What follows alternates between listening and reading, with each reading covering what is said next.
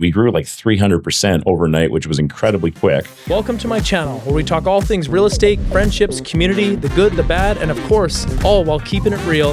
Let's get into it. Welcome back to the podcast. Guys, we have a guest today that's not a realtor. This is fun. One of my favorites in the industry of contracting, Shayne Finskars, City and Country Contracting. Shayne has been doing this for quite some time. He has worked with me personally over the last few years. Shayne, welcome to the podcast. Yeah, thanks, Ty. Pumped to have you here, man. That's I'm really happy to have you here. Shayne is just a wealth of knowledge in the contracting field. Why don't you tell everybody, Shayne, like how'd you get into this? You obviously got out of high school. Did you get right into this line of work? I know you kind of did some siding or something like that before. So why don't you tell everybody kind of where it started for you? And then I would love to hear a little about your company you built. Yeah, awesome. Number one, again, thanks for having me here. Flattered. Appreciate the accolades. But yeah, so anyways, my start was fairly simple. In high school, actually in the summers, I was working for a commercial roofer, doing tar and gravel removal out at UBC in the West End. And it was really grueling work. Like it wasn't, I bet. It wasn't something that, you'd glorify. But it taught me a lot of lessons, hard work, working in a team, working with a lot of different personalities. But I quickly realized I didn't want to stay in that industry or that niche industry because of how grueling it was. And it definitely takes fortitude to remain, on track. Yeah. Long short of it is I left that trade and I started working retail kind of my later years in high school, which, gave me a lot of skills, gave me a lot of unique opportunities to build customer service skills, sales skills, sold, retail shoes at places like Sport Chek and Foot Locker and places like Shoestrings. Does that ring a bell? Shoestrings. Do you remember that store? Oh, you know what? I actually do now that you mention it. You used to get like rollerblades there. Yeah. Yes, yeah. Like the Velcro, like the clip, those rollerblades. Totally. Yeah. So I worked for the Forzani Group for a couple of years, which was Sport Chek, or they owned Sport Chek at the time. And helped build out the Richmond Center store. So that was really cool. Worked cash there for a while too. Was really neat. Great experience. But when you're early on in your career in sales and you're working retail, you're not making a lot of money. So I had to move on from that as well. And then I actually went to go work for a Shoppers Drug Mart, which I think is pretty comical. And I worked cash there for a while. Got into the union. And then a quick funny story. I don't want to take too much time with it, but I guess the manager there, or the head pharmacist, loved me so much that she put me, or asked me rather, if I'd be interested in working cosmetics. And you got the face for it, dude. My initial response was like, "You're joking." Like, she's like, "No, you get a $2 an hour raise, and like people already love you, so you're like perfect for this." And I'm like, let me mull this over and think about it. Okay. So I did for a couple days, and I came back to her and I said, "You know what? Let's give this thing a shot." So I went and worked in the cosmetics department there for a little bit as not really a consultant, but more of kind of just like the face of the desk. Okay. Which was hilarious. All my buddies used to give me a hard time about it and bug me, and they'd come in and ask me about eyeshadow and lipstick and stuff like that. Right. So it was pretty comical. So I did that for a bit, and then again, develop more customer service skills, and then I moved out to Surrey. I was living in Richmond at the time. I moved out to Surrey, and I wanted to find something that was closer to home. So I did the typical job search thing. Looked into what was out there, and having a bit of a trade background, working in the roofing industry before that, I wanted to work into the trades. So I found a company. It was actually a gutter and rainwater management company by the name of Precision Gutters, and I went to work there. Moved up the small business corporate ladder. And what were you doing when you were there? Well, I started. I'll just be blunt. I started as a grunt. Just doing basic labor, and then moved into, as like the second installer, and then over time became a foreman. And again, kind of moved up the ladder a little bit more. Went into production management, and I feel I really helped build that company from a small business to like a medium-sized business. And I'm grateful for the opportunities that they gave me. But in short order, I had to, make some decisions as I kind of, went along my career. And in 2019, I started my company, City and Country Contracting. We officially incorporated. What timing of that? Yeah. I mean, well, just go back first to precision gutters. They do. So you do siding as well? Like, yeah. They do siding. Yeah, okay. yeah. I mean, they don't do a ton of big envelope stuff, but they do siding replacements and software. That was going to be my question. Do they do big rain screening and all that stuff? Well, I mean, they do on residential stuff for small stuff, but nothing like huge, nothing major, right? Okay. So it was kind of more of a pipe dream to start my own company than anything, and just.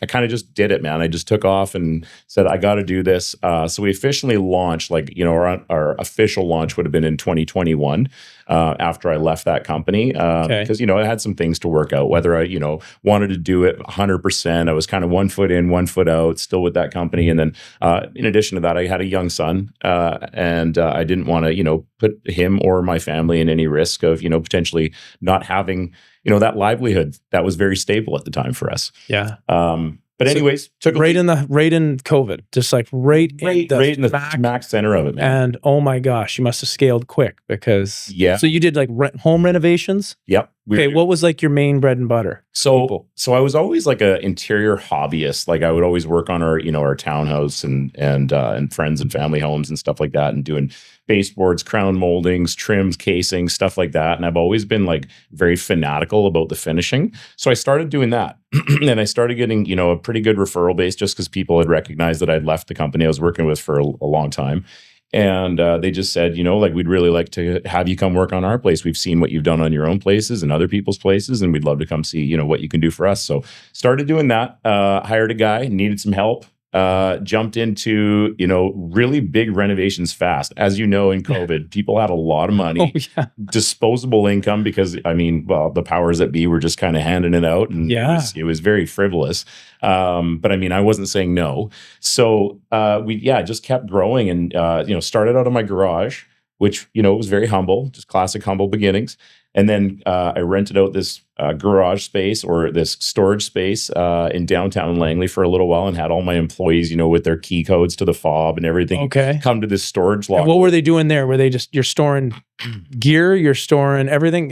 You're getting all your... Yeah, we were storing materials, equipment, tools. It was all there. We built like shelving units inside this 10 by 20 locker. It was hilarious. Okay. Yeah, but that's what you got to do, right? People do that. I've seen people still operating like that have been operating for, 20 years. And it's great because you keep your overhead down, obviously, right? Yeah. But again, we grew rapidly, and we grew like 300% overnight, which was incredibly quick. And so we had to then move out of that space. And fortunately, I had a family member who had a large commercial space, and he needed a renovation done or a tenant improvement done, and asked me if I'd help him conduct that TI.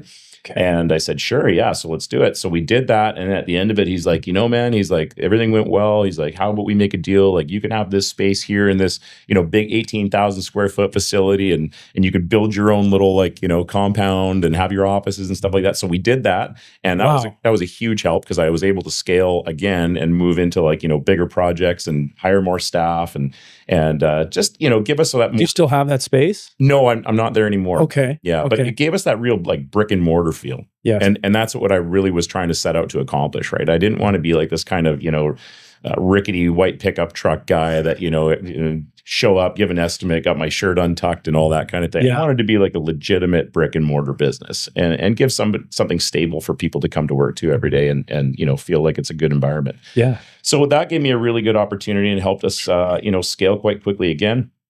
And then in 2022, we made a huge move and moved to a small, I wouldn't say a retail space, but a commercial space in South Surrey in Campbell Heights.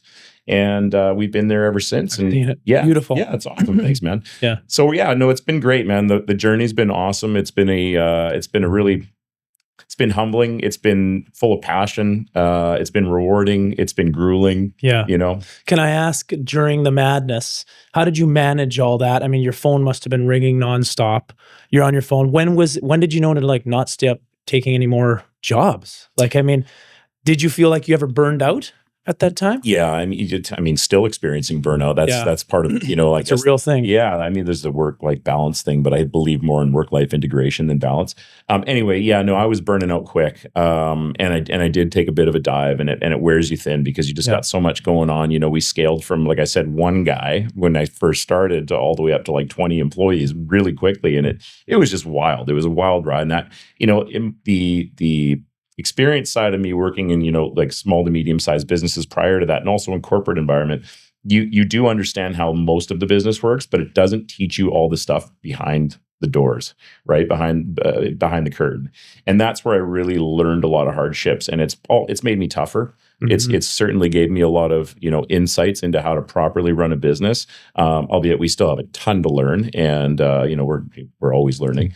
But yeah, no, it's been a fun ride. Do you feel like you've found kind of a sweet spot for how many people at City and Country would be ideal? Like I feel like I've sort of found that in my business, right? Like you get to a point where it gets to be almost so big that you can't manage all these people's emotions and personalities. Do you feel like you kind of found a sweet spot with City and Country? Like where would that number be, kind of thing? What you feel? Yes and no, because where I want to be, revenue and growth wise, doesn't really correlate or blend with the program that I currently have. We're always looking to grow. We're always looking to, improve year over year on where we were profit wise, revenue wise. So I'd say like the sweet spot for a business like mine that's conducting envelope renovations and repairs would be probably somewhere between like that 15 and 25 kind of, staff. Okay. Right there. Right now, we're currently sitting around 10. Okay. Which is, it's a good number. Like it's don't get me wrong. My team works their butt off, but I can sometimes tell that, people are overworked or things are mismanaged, and not to anybody's fault. It's just the amount of work that required, especially in construction. It's heavy. Yeah. Right. It's a lot of heavy lifting. What would you add? Who would be like roles that you would add? Like who do you have now? Who are the 10 now? You just have people out in the field. Yeah, no, we got guys in the field. We got great crews. Our crews are fantastic. Grateful for you guys if you're watching this or when you do watch this. But no, we've got production manager. We've got 2 sales guys. We've got a fractional controller, CFO, robust accounting team, which is something you need in construction. And again, something I didn't know very well at the very beginning, how to manage the money. It's all coming in, but all going out. Yeah, it was going out fast. It's like a faucet, right? Yeah. So anyway, yeah, we got that, and I'm actually in the middle of possibly hiring a CMO because I'm looking at a fractional marketing officer, and it's something that I've always kind of needed. I think because as an owner operator, you wear a lot of hats. Yeah. Right. You probably know this. You got a lot of balls up in the air. There's always things going on. You're juggling client complaints. You're juggling issues with staffing. You're juggling trying to manage projects rather. It's tough to do it all.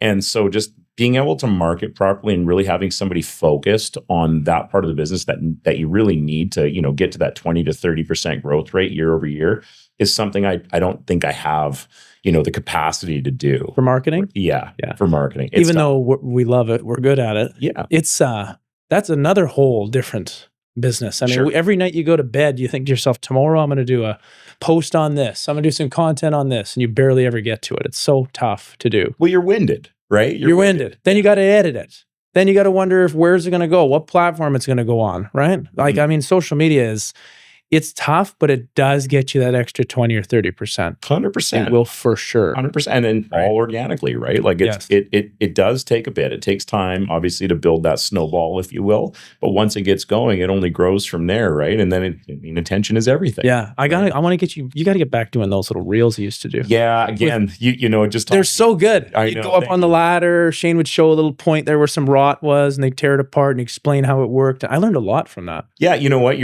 Thank you for that. By the way, I had a lot of people messaging me, be like, "Man, I love these videos. They're so good. Like they're so informative, and I appreciate all this stuff like that." And you're right. It's lost. It's something that it's not lost. It's just something I haven't done in a while. Well, it's just like riding the bike. Got to jump back on and start pedaling. Right. You got to know that it was. I watched it all. I really enjoyed it. So, awesome. What are some things, Shane, that you like? What are some of your favorite jobs that you've done? Have you done any that are just like really stand out? Like, or when somebody calls you to do something and you just get like super excited? Yeah. Like, what would that be? when in the renovation world? Honestly, so like we do re-roofing, we do envelope restoration, we do re-siding or siding installations, we do gutters.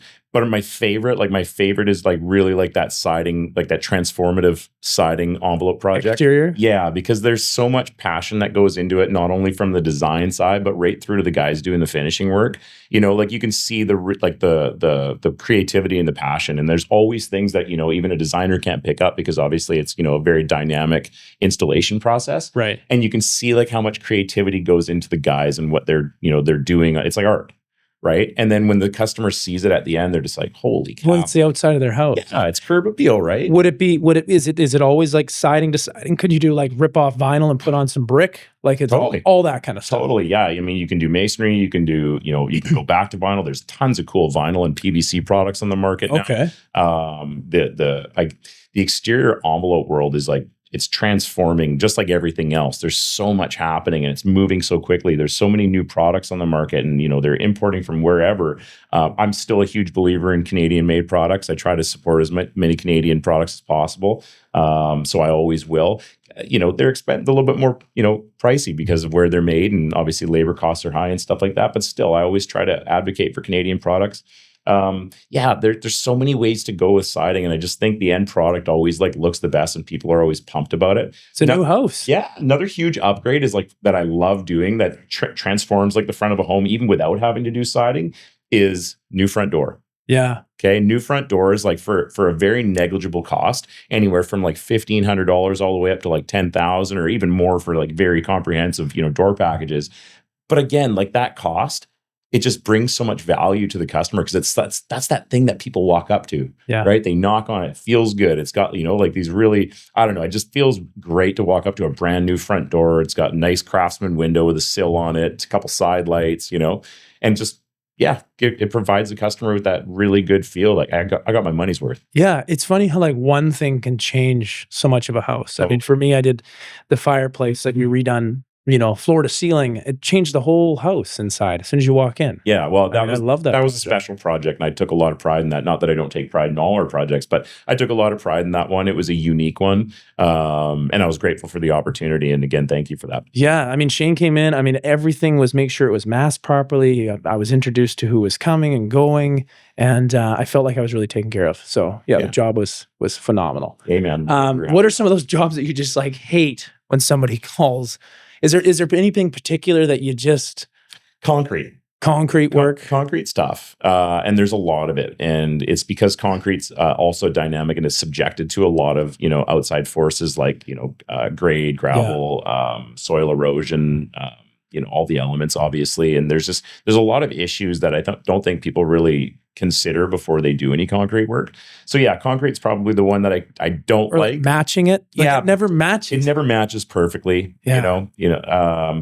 Sometimes stucco can be a real pain, but overall, I'd say concrete's probably the worst. Okay. Yeah. Okay. Makes sense. Let's switch gears a little bit. I want to hear a little about Shayne. Like I want to know about you a little bit. I know you're phenomenal what you do work-wise, but like who are you as a person? Like what are some of the things? So you got 2 boys.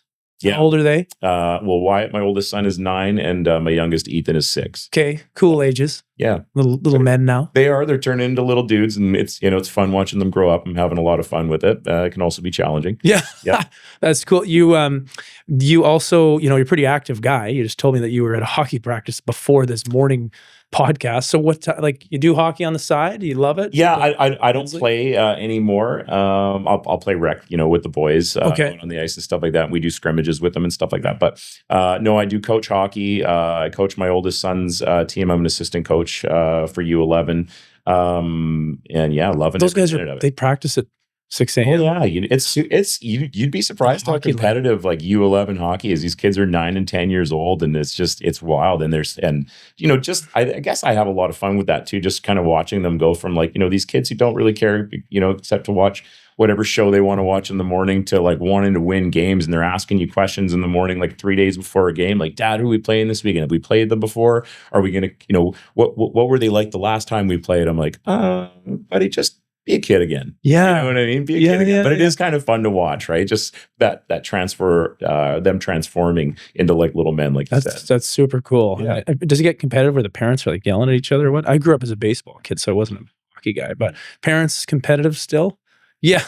Yes. Like gear and all that. Is it still crazy expensive? Who has the best stick? Oh yeah. Sticks are ridiculously expensive. How much is a good stick now? I mean, these guys are into junior sticks now at 9 and 10, so they're spending between $200 and $400 on average on a stick, right? Crazy. You look at these Bauer Flylights and Hyperlights and tracers and all these things. They're crazy, and it's like kid in the candy store. You walk into the hockey shop in Langley over in Walnut Grove there by Home Depot, and it's insane the amount of sticks they got in these walls, right? And kids are just like grabbing them everywhere, which is half the fun. Because, I remember being a kid and going into a store that I wanted to buy something, and it was just like fun walking around. But man, my wallet sure doesn't appreciate it. I bet. And your kids are growing too, right? So they are. Like they're growing out of gear every couple years, right? Yeah, like what we didn't have when we were kids, Ty, was like things like Facebook Marketplace. Oh, right? yeah. So we do a lot. We leverage that. Okay. Right? We use Facebook Marketplace because there's tons of people putting up free gear or gear that they're selling really cheap. So you capitalize on that, and you do a little bit of driving from home to home to grab stuff, but you're saving tons of money doing it that way. So anybody who's got a kid in hockey and you need to save a little bit of money, Marketplace, your friend. Facebook Marketplace. Yeah, for sure. Cool. Yeah. What are some things that you like to do to reset the brain? Now, you build like golf simulators. I did. You did before. Yeah, that was a hobby, and it was one that I was really passionate about. It wasn't a good business model, unfortunately. Is it just the gear's expensive? Yeah, the gear's expensive. The space, making sure that people actually have the budget to realize what a good quality golf simulator really costs. Give me a number of a good one. Well. A good one. A good one, probably between 60 and 80,000. I was told $100,000. Yeah, I mean, you can get some that are more than that, but like a good one where you're getting the maximum value would be like the full TrackMan box. Oh yeah, that could run everything. Yeah, I heard those units can be 50,000. So those like glass TrackMan boxes that Rory uses to practice. Oh yeah, so those they have a golf tech. Yeah, those are probably about 40 to 50 grand. Oh, those ones, yeah, they're pricey. For sure. Yeah. Okay. But like for a good full simulator with build out and everything, you're like you said, you're 800 grand. So it's hard to find those clients. It's just not. It's a very niche business, right? And everybody's looking for like a budget type system, and it's really hard to compartmentalize a really robust package into a like the budget. build plus the the components. Exactly. You can't do nothing for 20. No, right? And I mean, even the labor is expensive, right? Yeah. So all that stuff added up, man, you get up there pretty fast. So anyways, the business model wasn't great, but I still love it. I still have one of my own. I enjoy. Speaking of golf simulators, I love the game. I love the game. I know you love the game too. I love golf. I'm addicted. Me too. It's hard not to be once you start playing, frequently. But I was talking to Mike about that the other day. Is it just because you're so go and you're able to when you're on the course? I mean, there's nothing like it. There's nothing. Everything goes away. Yeah, it's you and a ball. It is. And even I got chills. You even saying that. And even when you get upset at how you're playing that day, totally, it still beats dealing with something miserable at work. Yeah, absolutely. Right? Like you got your buddies out there. You're on hole 2, knowing that you have another 3.5 hours of golf left. Awesomeness. Yeah, it's so fun. That's just it. I don't say I play in inclement weather, but I don't necessarily play in fair weather all the time either. I'll play rain or shine. I don't care. What are some courses that it's easy for you? Well, I mean, I live in Murrayville and Langley, so playing Newlands is right in our backyard. Easy. And honestly, that course, just for those of you who think that Newlands is a dud, it's actually gotten a heck of a lot better in the last couple of years. I had a membership this year. Did you? I did. It's gotten so those greens, they've gotten so much better. So the guy, do you know the story of the greens? Well, I've heard about the Morgan Creek greenskeepers. Yeah, the Morgan Creek greenskeeper came over there, and they got night and day. Yeah. So they had that place up for sale for a while, eh? And they still for sale. Still for sale? But I don't know. It's just. I wish somebody would do something crazy like what Green Tea Group's done with like Pagoda Ridge and Westwood and stuff like that, and now Toviano. But anyway, Newlands has been great. Redwoods obviously is always one of my favorite tracks. I'm sure you enjoy. I lose so many balls. Oh sure. Like it just start out hole 1, it hits the right slice, hits the driving range net. And then you're kind of going down that hill. You're in that long grass on the right. Yeah. I chunk it through the green. Yeah, and then you're like, put me down for a 7. Then hole 2 is down that hill. Lose it left or right. Yeah, it's so much fun though, man. Just I don't care how many balls I lose. It can be a crappiest day out there, and you look at the card. It could be in the 90s, and you're just like, whatever, dude. It still beats what I was Totally. doing yesterday. What are some of your favorite, like, have you played some beauty courses? Do you play up in the interior? Do you, yeah. Okay. There is a golf course. It's a really good quality value golf course up in Kamloops called Eagle Point. Have you ever golfed it before? No, I haven't. Wonderful value. It's like on weekdays, I think it's about $40, and then on the weekends, yeah, it's a great deal. And I've got friends up in Kamloops, so we go up there and visit them in the summer, and we'll play Eagle Point a couple times. And fortunately, he's got a friend who's got a membership at Tobiano, and so we go to Tobiano when we're there a couple times, and that's always fun. Some of the I guess more luxurious courses I played Desert Pines in Las Vegas. Oh, cool. Phenomenal course. Oh, that's like so cool. So lush. Played TPC Scottsdale a couple times, both tracks. Okay. I know your dad was just there recently, but the stadium courses. Yeah, I played the stadium. Man, those are sweet. Hey, yeah, I played that. Yeah, so there's so much fun. I played those ones. I played a couple in Europe. I can't think of the names right now. More cow pasturing than anything. Okay. Yeah, in Ireland. Yeah, I mean, local tracks. Some of our locals are awesome. They are, yeah. Morgan Creek. Oh, right. Morgan Creek, one of my favorite tracks. It's getting up there. It's the price, though. Yeah, I mean, it's hard. It's just like it's hard to chew. It's hard with the cart. 200, 180. I know. $180. Yeah. So that's a hard pill to swallow. I have a funny story. So we one time we got invited to go. We had a free round of golf at the Wynn golf course. I don't know if you've ever played that golf course in Vegas. It's phenomenal. It's phenomenal. It's very high end, and we get out there and we check in, and I'm kind of like, I brought my clubs to play. I mean, I could have used the loaner clubs because they're the beautiful brand new Titleist clubs, right? So we get there and they set up our Pro V1s in the practice range, and you're just hitting off this beautiful grass over kind of Steve Wynn's compounds on the right, and you're hitting these Pro Vs right out of the box. And I get on the first tee, and I'll never forget, I had a caddy, because she's mandatory caddies there, right? Wow. Lady's an old LPGA pro, and she's partnered up with me, and me and my buddies there. And I mean, the nerves are pretty high. She said, because we got the comp, it was $650 to play. We get out there, and I just remember smacking it around, and I was pretty embarrassed. But after hole 3 or 4, I was having a fun time. And I thought to myself, there's a different level of people and courses out there in terms of like cost, because this place was just, I mean, super high end. And then you had to tip the caddy at the end. I think it was minimum $250. I think I said on the thing. Wow. And by the time you finish a round, have some lunch, I mean, you're into this for $1,200 US, right? Oh yeah. And there's people that are just regulars playing that all the time. Yeah. And she says, she's just cut a couple guys yesterday, and Trump played last week. And I'm like, oh my gosh. I mean, this is just a different level. But we get out on this one hole, Shane, and we're like 240 down into this par 5 on my second shot. She says, pull out the driver, she says. I said, driver off the deck? I can't do that. She says, trust me.